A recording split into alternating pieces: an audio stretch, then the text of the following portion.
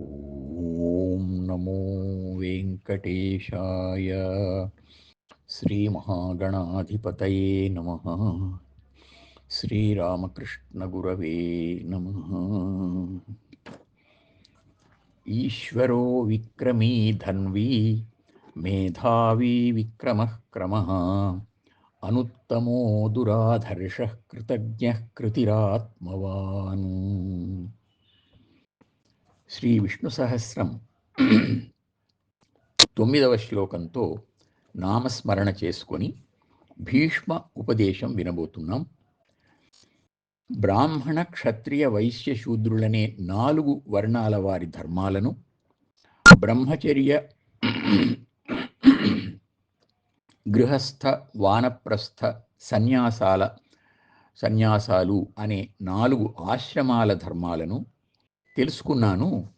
వాటిని సంరక్షించటం వల్ల రాజుకు కలిగే గొప్పదనం కూడా అర్థమైంది అని ధర్మరాజు. దేశ ప్రజలు రాజు పట్ల ఏ విధమైన ఆచరణ ఉంటే సుఖంగా ఉంటారు అని అడిగాడు.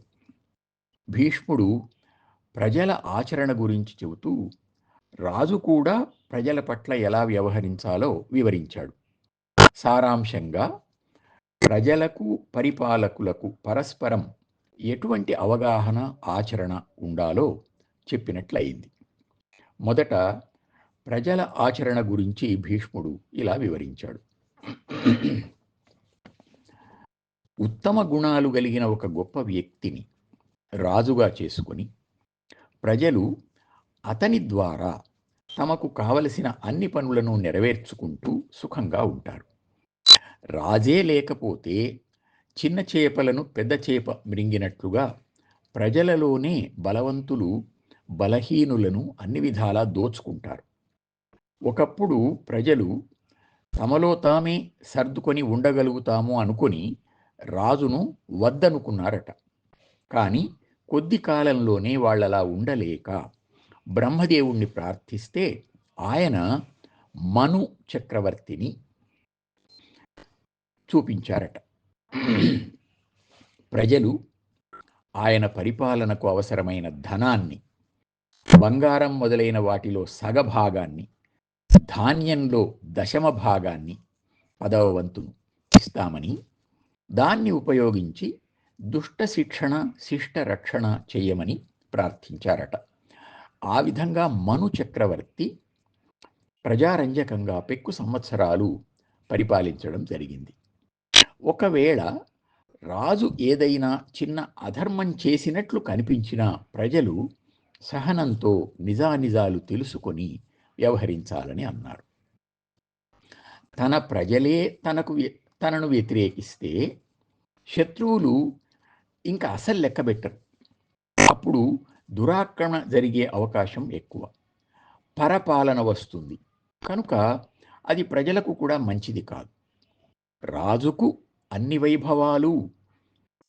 వైభవాలా అని ప్రజలెవ్వరూ ఈర్ష్యపడనక్కర్లేదు.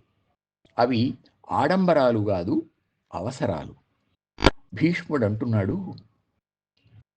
వాహనాసన శయ్యా నివాసములును భోజ్య గంధమాల్యాంబరభూషణములు గుప్తియును నరపతికి ఎక్కుడుగవలయు అనుతలంపున ప్రజలకు మనుట గుణము. ఆధునిక కాలంలో కార్లు, హెలికాప్టర్లు వంటివి ప్రత్యేక వాహనాలు ఉన్నాయి. ఇంట్లో ఫర్నిచర్, వసతులు, విశాలమైన బంగళాలు, ఆరోగ్యకరమైన భోజనం, సుగంధ ద్రవ్యాలు, తగిన వస్త్రాలు, సొమ్ములు, ఇవన్నీ సాధారణ దృష్టితో చూస్తే వాళ్ళకి ఆడంబరాలుగా కనిపిస్తాయి. ఇంకొక ముఖ్య విషయం గుప్తి అంటే రహస్యం. వారి విషయాలు రహస్యంగా గోప్యంగా జరుగుతూ ఉంటాయి. ఇవన్నీ అవసరాలు అని గుర్తించి ప్రజలు రాజును గౌరవించాలి, అతని ఆజ్ఞను పాటించాలి.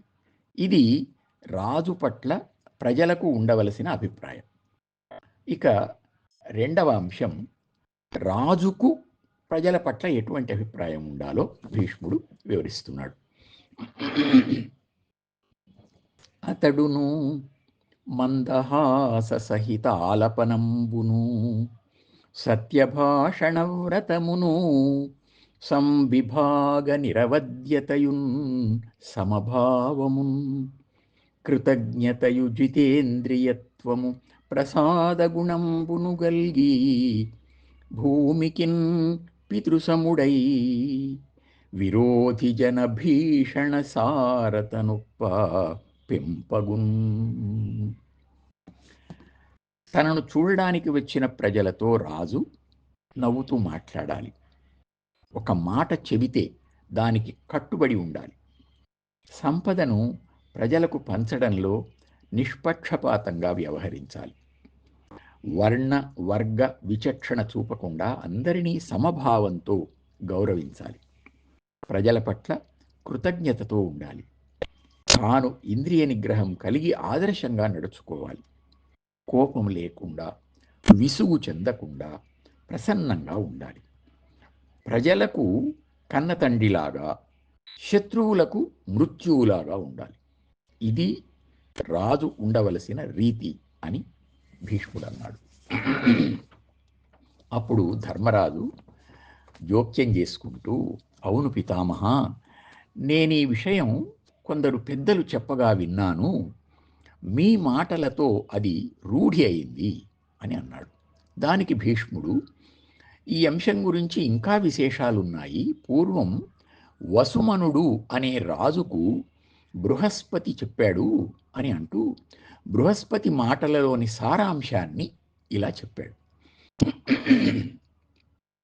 రాజునకు ప్రజ శరీరము, రాజు ప్రజకు ఆత్మ, కాన రాజున్ ప్రజయున్ రాజోత్తమ అన్యోన్య విరాజితులై ఉండవలయు రక్షార్చనలన్.